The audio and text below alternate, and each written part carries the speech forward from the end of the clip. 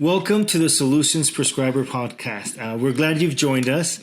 Today we want to focus on customer service or the patient experience and how that affects the client retention, your clientele retention, and how it affects them writing you reviews or providing you with referrals, and how do we turn our clients into evangelists? And that's where you really want them to be. You want to be able to have your patients and your clients just be evangelists of you, your providers, your clinic. And so there's three key elements that must take place at the same time in order for you to be able to start making that turn of just patients or clients into evangelists. And so before we get into it, I want to emphasize the fact that these three, we may have all three, and separate may be great, but when you put them together, that's when the power takes place. If you miss one of these ingredients, then the experience might be a bland experience. And so they would be grateful for your service, but it's very different when someone's grateful versus an evangelist. And I want to take a minute on emphasizing what would a patient that's an evangelist look like or sound like. And so think about those patients of yours that are always sending you referrals, are always thinking about you. They review, they give you reviews, they talk to their friends about you. You always are getting people coming in by saying, Danny's the one that recommended me to you, or Angelica told me about you. And they're always just giving you referrals. And that's what an evangelist is like. It's like you don't have to ask them any questions. They are already, as somebody who's listening for the services about the services for the first time, they're already expressing to you right away, you got to get this done. You got to go to this place. Tell them I sent you. They do the work for you. And so let's talk about these three key ingredients and take it from there, okay? The first key ingredient in delivering or helping a client become an evangelist and providing a great customer experience is you have to be nice. You have to be kind through the process. And I'll explain each of them in detail further on, but let's talk about all three, how they work together, and then let's talk about what that looks like in our clinic. But you first want to be nice and be kind. The second key ingredient for delivering a great customer experience and turning your patients into evangelists is you have to be knowledgeable and be the expert. And the third one is you have to be available and be responsive.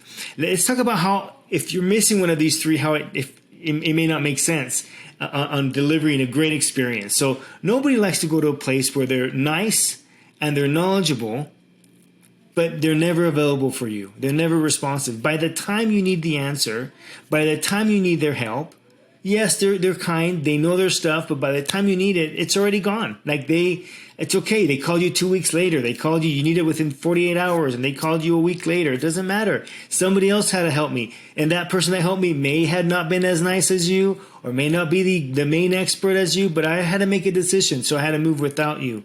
So eventually, because you're not available or you're not responsive and you're not there during the process of that help, of that journey, then you stop. They stop calling you. They stop evangelizing about you because you're not there when you need them. So that's one scenario. Another scenario is, you may be knowledgeable, you may be available, but you're not nice. And so it's like, shoot, do I call that person? Because every time I call that person, I always leave feeling this small, and they make me feel like I should have known that. And yeah, they know all the answers, or they're very good at what they do. And yeah, they're available. Every time I call them, they'll pick up. But I will do all my research, and they'll be the last person I call if I need to, because when I interact with that person, I don't feel good about myself at the end. And I think we've all experienced something similar to that. And so nobody wants to be in that situation. You definitely don't want to be in that situation where you do know your stuff, you're very responsible and reliable, if you will, but when they talk to you, they don't necessarily feel uplifted or that they can do better or that they're on the right path. And the last one is nobody wants to be in a situation, nobody wants to call a client where they're nice and they're available and they don't know what they're doing. Because, I'm grateful you're nice to me, and I'm grateful that you always answer my texts and you're available for my phone calls.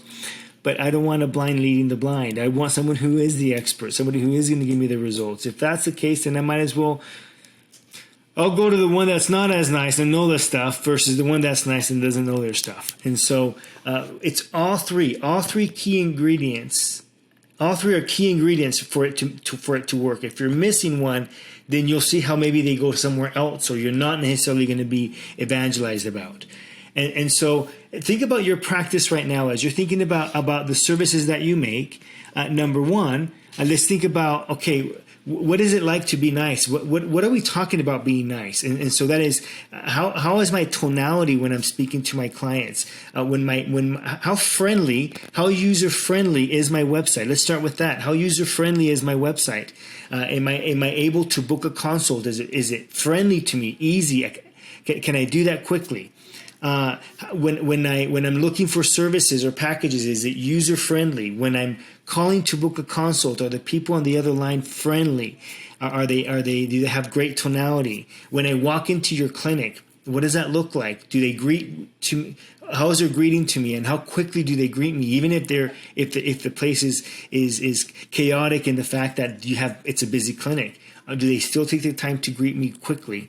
And when I'm back with the provider or with the technician, are they talking to me? Are they just being very clinical? Are they being just process oriented? Or are they taking time to make me feel like I'm actually a patient with you, and I'm getting to know you and you're getting to know me and my needs? Am I getting to the heart? And so being nice is not just smiling.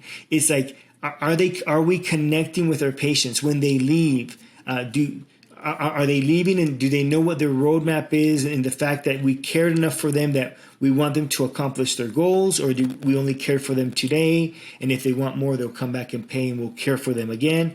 Or are we showing that we're caring for them long term? And if they miss an appointment, how do we show that we care that they've missed the appointment? Or do we just let it be, and if they want to call us back, they'll call us back? When you're thinking about being nice, think about that concept. It's not just, am I smiling? But think about the tonality, the user-friendly of the website, how easy it is for me to make an appointment with my front desk. Do they care do they care about me when I'm missing an appointment? Are they reaching out if I've missed an appointment, or is everything on the patient's laps or responsibility? What's that relationship like? How am I building that relationship? Number two, when it talks about being knowledgeable and being the expert, this is a key differentiator between you and the rest of the clinics. I mean, in all reality, are you doing what's best for the client? And sometimes that means disagreeing with them and persuading them in a very kind way of why your way is wiser for the outcome they're looking for. And so being knowledgeable is okay. And I'll start with the consult at this time. They come in with their concerns, and are we listening to those concerns more as symptoms than as a guide? And then am I explaining to them the solution, not necessarily in terms of a package, in terms of if you buy this and this and this program, but more in terms of, according to what you're trying to accomplish, let's do this, this, and this. And am I coming across and am I being the expert because I can speak in terms of that, not in terms of the packages that I sell? Let it be diamond, let it be gold, let it be skincare membership, whatever that is. Yeah, we may have the packages that will help us in terms of logistics, but can I talk to you why the packages are helping you because of the discussion we just had, and then customize that discussion for them? That's being an expert. Also being an expert is let me take you to the front desk, is when they're calling me and I'm trying to book a consult for my patient, am I knowledgeable on my processes within the clinic? Yeah, maybe I'm not knowledgeable in the whole process of the service itself, which makes sense. That's why we have the experts, the providers, the technicians. But I should be knowledgeable and an expert in the experience of that patient when they come into the office. What do they expect, and am I expressing that as part of my conversation? Same thing as a website. Am I providing valuable information that helps your patient want to book a consult, versus just giving them information like everybody else? How am I differentiating myself from the content that I'm providing? My before and afters is a great example. Having some great before and afters to show them that we are the experts, that those are our results. And then the last one is being available and being responsive. And that goes with let me start again with the website. How easy is it for me to book a consult? Am I able to book a consult without calling anybody? Do I have to get a hold of someone to call a consult after I book online? Are they calling me back if I have to fill out a web page? How quickly are they calling me back to say, hey, we saw your interest. How can we help you book the consult? Or is there a calendar that I just booked the consult, and then am I getting a confirmation email or a phone call afterwards? What's that experience like? Do I feel secured on the communication between the patient and the clinic, and that's actually taking place, and that I'm not assuming that it took place, but I'm actually receiving confirmation that it took place? How responsive am I when there is a concern? There's as a patient, I got a service done, and maybe I don't like my outcome, and I left a message. Am I postponing that till the end of the day, or how quickly am I responding to that? And am I addressing that, and maybe escalating it if I need to? How quickly am I to respond to even maybe some reviews that may not be as positive? How do I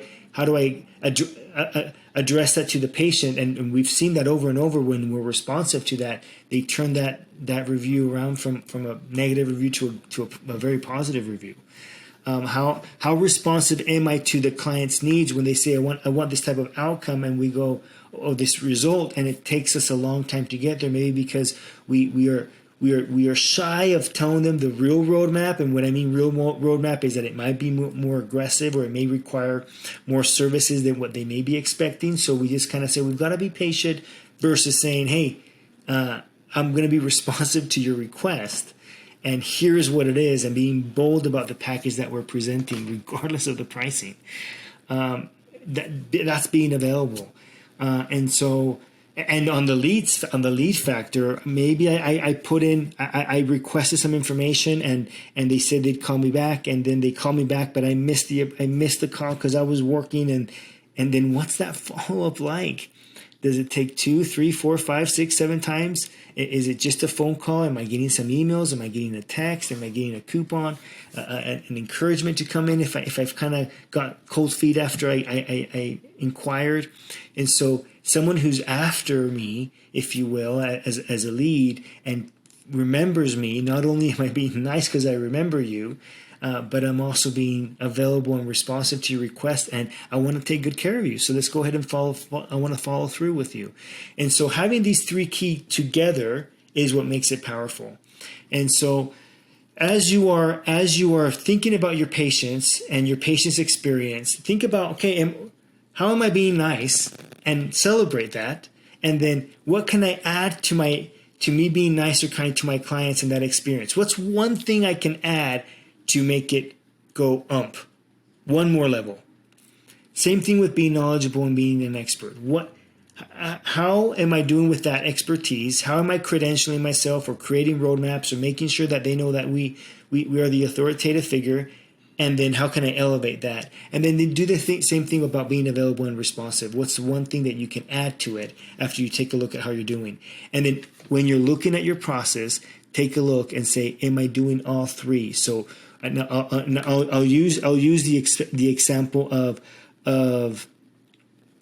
the following up with leads. I'll use that as an example, and utilizing all 3 in one instance. So if I'm following up with the leads, and I may be nice, my emails may be nice, and I may just send one, but it was a really nice email and a very kind email, and that's it. That's not being available, responsive, and following through.